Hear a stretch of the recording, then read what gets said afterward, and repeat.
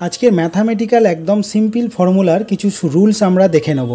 যেমন এটা গুণের ফর্মুলা লিখছি, যেমন একটা প্লাসের সঙ্গে একটা প্লাস গুণ করলে কি হবে, প্লাস হবে। এবারে প্লাসের সাথে যদি মাইনাসের গুণ করি তাহলে মাইনাস হবে, মাইনাসের সাথে প্লাসের গুণ করলেও মাইনাস হবে, এবং দুটো মাইনাস যদি আমরা গুণ করি তাহলে এটা আবার প্লাস হয়ে যাবে। কিভাবে হবে সেটা দেখো, এই ম্যাথের মাধ্যমে আমরা এটা বুঝি। ধরো 3 আছে, কিছু নেই মানে এটা প্লাস আছে, এটা লেখা হয় না। প্লাস যখন থাকে তখন তার আগে কিছু লেখা হয় না, মাইনাস থাকলে তখনই লেখা হয়। তাহলে এখানে 3 × 6, তাহলে 3 × 6 করলে হয় +18 বা শুধু 18।